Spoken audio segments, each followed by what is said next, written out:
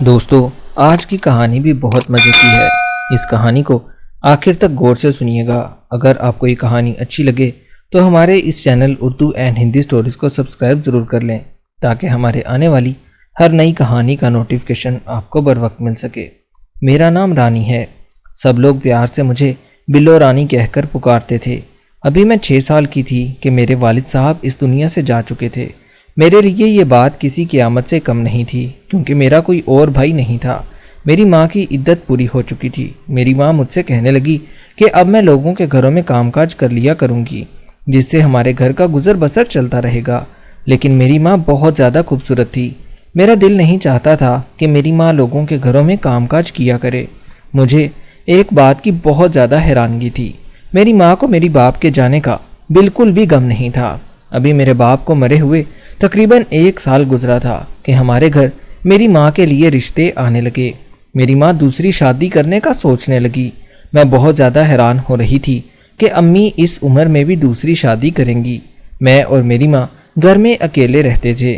میری امی بھی ایک صاحب کے گھر پر کام کرنے لگی تھی کیونکہ ہمارے گھر کی آمدنی کا کوئی ذریعہ نہیں تھا۔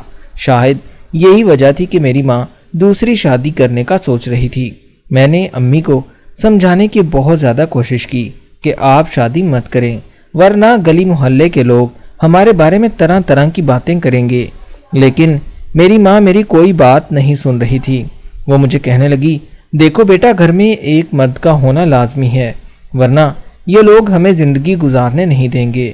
ماں کی ایسی بات سن کر میں بھی اکثر اوقات چپ ہو جایا کرتی تھی کیونکہ میری ماں بالکل ٹھیک کہہ رہی تھی۔ دن ایسے ہی گزرتے رہے اور ہمارے حالات کچھ بہتر ہونے لگے۔ میرے چچا مجھ سے بہت زیادہ پیار کیا کرتے تھے۔ اکثر وہ ہمارے گھر آیا جایا کرتے تھے۔ باپ کے جانے کے بعد میرے چچا نے میرا بہت زیادہ خیال رکھا ہوا تھا، لیکن مجھے اس بات کا کیا پتا تھا کہ چچا صرف اپنا مقصد پورا کرنے کے لیے ہمارے گھر پر آتا ہے۔ میں نے کبھی سوچا بھی نہیں تھا کہ میرا چچا ایسے کیسے کر سکتا ہے۔ ایک روز میرے چچا مجھ سے کہنے لگے، دیکھو میں تمہاری ماں سے شادی کرنا چاہتا ہوں۔ چچا کی ایسی بات سن کر میں حیران رہ گئی۔ وہ میری ماں کو بھابھی کہہ کر پکارتا تھا۔ میرے لیے حیرانگی کی بات یہ تھی کہ میری ماں بھی میرے چچا سے شادی کرنے کے لیے تیار بیٹھی تھی۔ مجھے اپنی اماں کی یہ بات سن کر اپنے کانوں پر یقین نہیں آ رہا تھا کہ میری ماں اتنی جلدی اس رشتے پر کیسے مان جائیں گے۔ ادھر میری ماں جس گھر میں کام کرنے جاتی تھی وہ بھی میری ماں سے شادی کرنے کے لیے تیار تھا۔ وہ ایک ریٹائرڈ آفیسر تھا۔ امی کی شادی کی وجہ سے ہمارے گھر میں عجیب قسم کے جھگڑے چلنے لگے۔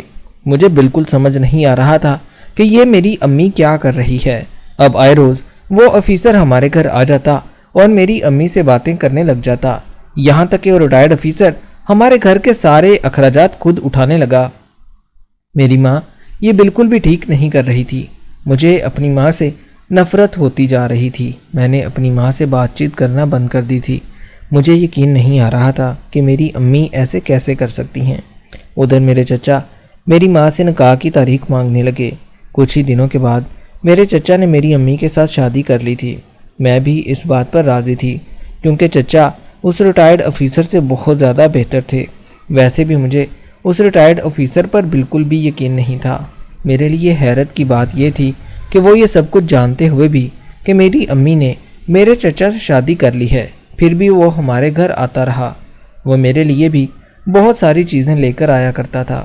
جیسے جیسے دن گزرتے جا رہے تھے میرے چچا نے ہمارے گھر آنا جانا بہت زیادہ کم کر دیا تھا۔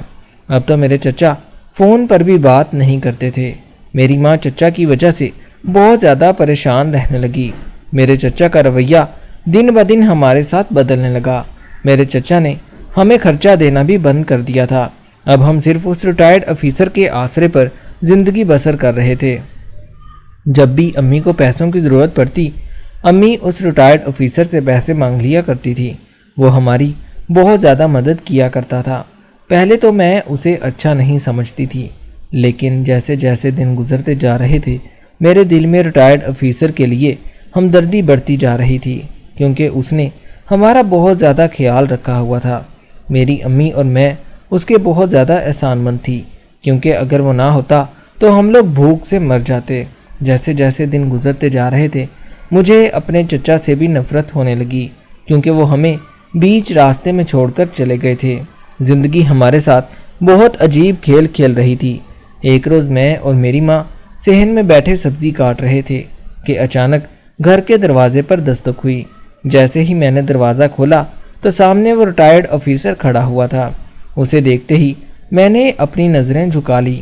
اس وقت میری عمر تقریباً 19 سال ہو چکی تھی۔ اس روز ریٹائرڈ آفیسر کے ہاتھ میں پیسوں کا ایک لفافہ تھا جو اس نے میری ماں کی طرف بڑھا دیا۔ میری ماں وہ لفافہ دیکھتے ہی بہت زیادہ خوش ہوئی۔ اس میں بہت زیادہ پیسے تھے۔ آفیسر مجھے بہت زیادہ اچھا لگ رہا تھا۔ اس روز وہ مجھ سے کہنے لگا، بیٹا تم لوگ ہمارے گھر آ جاؤ، میں بھی گھر میں اکیلا رہتا ہوں اور تم لوگوں کا بھی اس دنیا میں کوئی سہارا نہیں ہے۔ یہ کہہ کر وہ ریٹائرڈ آفیسر اپنے گھر واپس چلا گیا۔ اس کے جانے کے بعد میں اس بات کے بارے میں بہت زیادہ سوچنے لگی، کیونکہ وہ بات تو بالکل ٹھیک کہہ رہا تھا۔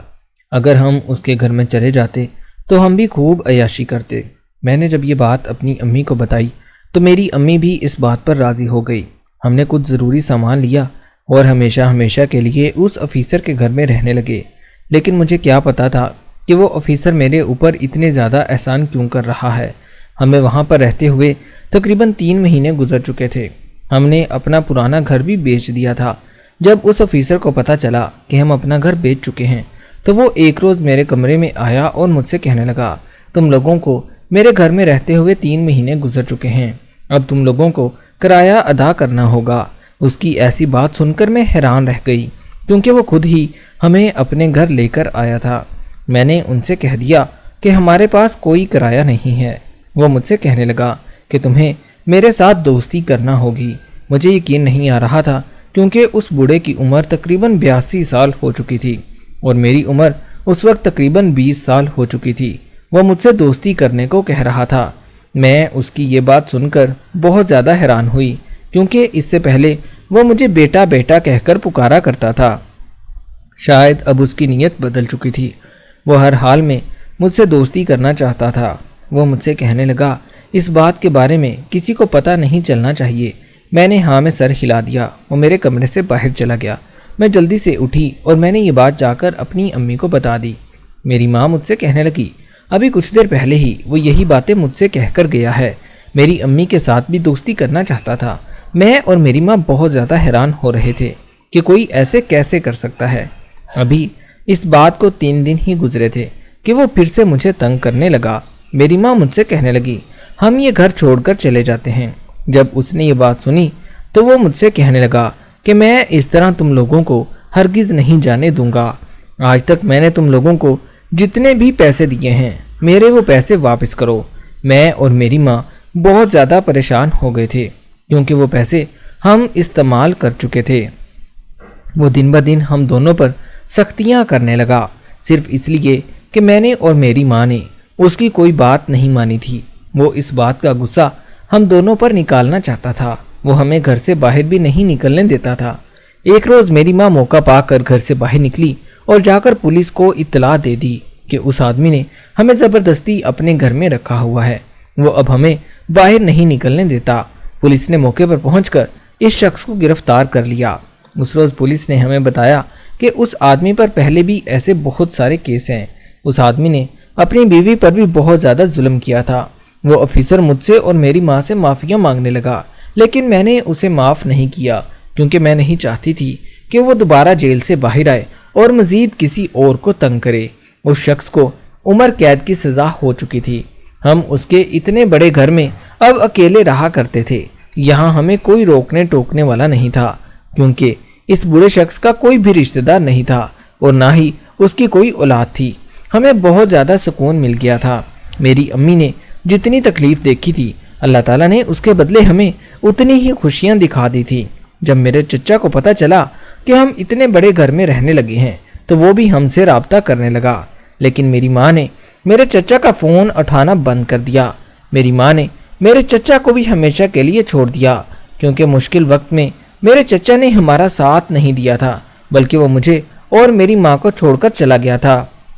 میں اور میری ماں اب ہنسی خوشی اپنی زندگی بسر کر رہے تھے، کیونکہ یہاں ہمیں کسی چیز کی بھی تنگی نہیں تھی۔ دوستو، کہانی اچھی لگی ہو